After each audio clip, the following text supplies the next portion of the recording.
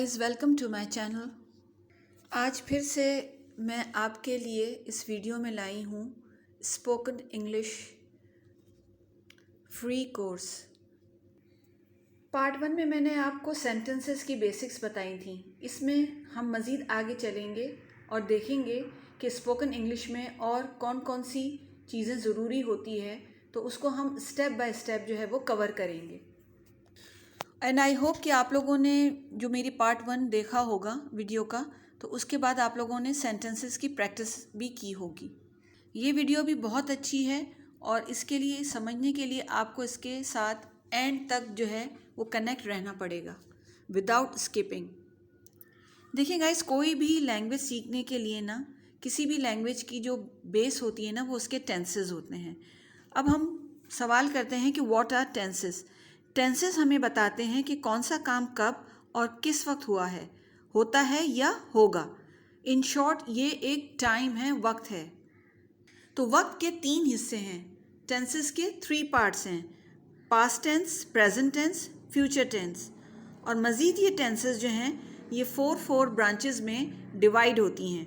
Past indefinite या जिसको simple past भी कहते हैं, पास्ट कंटिन्यूस या past progressive, past perfect and past perfect continuous या past perfect progressive tense.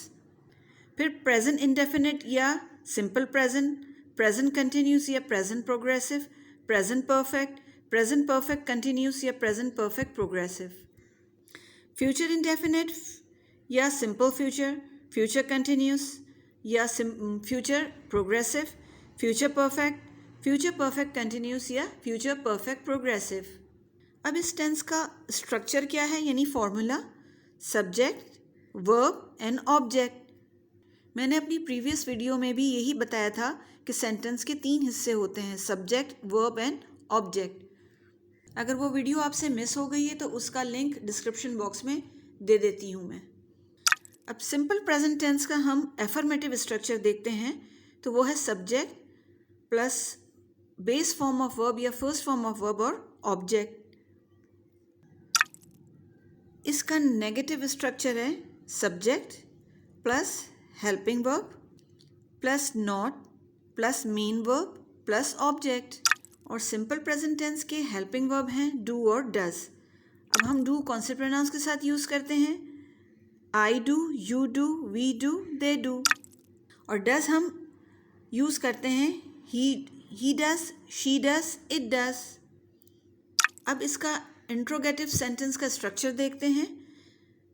Guys, हमेशा जो इंट्रोगेटिव सेंटेंसेस होते हैं ना, वो हेल्पिंग वर्ब से स्टार्ट होते हैं। ये पॉइंट आप लोग ज़रूर याद रखिएगा। डू या does plus subject plus first form of verb plus object and plus question mark. अब हम ये सीखेंगे कि ये सिंपल प्रेजेंट टेंस जो है, ये प्रेजेंट इंडेफिनिट है, ये कहाँ यूज़ होता है। ये अमूमन हम यूज़ करते हैं फॉर रिपीटेड एक्शंस।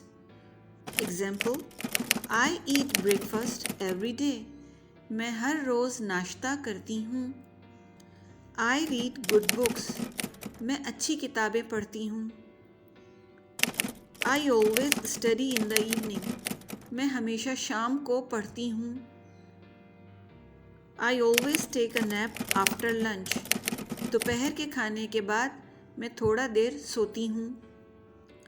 यानी कि जब हम प्रेजेंट टेंस की बात करते हैं तो हमारे जहन में ये आता है कि वो काम जो हाल में चल रहा है, लेकिन यहाँ ये बात भी हमें जहन नशीन करनी चाहिए, हमें याद रखनी चाहिए कि जो प्रेजेंट टेंस होता है ना, उसमें जो हम काम करते हैं, ज़रूरी नहीं है कि इस वक्त जो मैं काम कर रही हूँ उसी की बात हो। यानी मैं अपने रोज़मर्रा की हैबिट की भी बात करती हूँ इस टेंस में। मीन्स के एक्शन हैपन्स रेगुलरली, या अगर अभी के किसी एक्शन की मैं बात करूँ जो इस वक्त मैं फील कर रही हूँ, तो मैं यूँ कहूँगी कि आई फील ग्रेट, मुझे अच्छा महसूस हो रहा है। इसके अलावा इस टेंस को हम जनरल ट्रूथ में भी इस्तेमाल करते हैं, यानी कि जो फैक्ट होता है, सच्चाई होती है उसमें। सन राइजेज़ इन द ईस्ट, सूरज जो है वो मशरिक़ से निकलता है, ये एक फैक्ट है, सच्चाई है। इसके अलावा किसी को हम इंस्ट्रक्शंस देते हैं, हिदायत देते हैं। अक्सर आपने देखा होगा कि रोड साइंस होते हैं, वो भी इसी टेंस में ही होते हैं। स्लो डाउन, या गो राइट, इस तरह से। अगर हम लाइब्रेरी वगैरह में होते हैं तो वहाँ पे भी लिखा हुआ होता है बी क्वाइट। अब हम एक स्टेप और आगे बढ़ते हैं ताकि मज़ीद आपको क्लियरली सब कुछ समझ में आ जाए। Simple present verb has 2 forms. इसके 2 फॉर्म्स होते हैं, base verb, verb plus S और ई एस। अब सब्जेक्ट में हम देखते हैं कि सब्जेक्ट प्रोनाउन भी होते हैं और नाउन भी होते हैं। प्रोनाउंस कौन से होते हैं? आई, यू, ही, शी, इट, दे। और सब्जेक्ट नाउन्स कौन से होते हैं? जैसे पीपल, प्लेसेस, थिंग्स, यानी लोग, जगहों के नाम, चीज़ों के नाम, कोई भी नाम। I is equal to base verb, you is equal to base verb, we is equal to base verb, they is equal to base verb. इस बात को हम मज़ीद एग्जाम्पल्स के साथ समझेंगे। I walk to school every day. मैं रोज़ाना पैदल स्कूल जाती हूँ या जाता हूँ। You always eat junk food. तुम हमेशा जंक फूड खाते हो। We sometimes watch movie. हम कभी कभार मूवी देखते हैं। They study every night. वो रोज़ रात पढ़ते हैं। अब हम मज़ीद आगे चलते हैं। He is equal to verb plus S, she is equal to verb plus S, it is equal to verb plus S. इसका मतलब ये है कि थर्ड पर्सन सिंगुलर जो होता है, ही, शी, इट या कोई भी सिंगुलर नाउन, तो हम उसके साथ वर्ब में एस या ई एस ऐड करते हैं। For example, he reads magazine on the week and.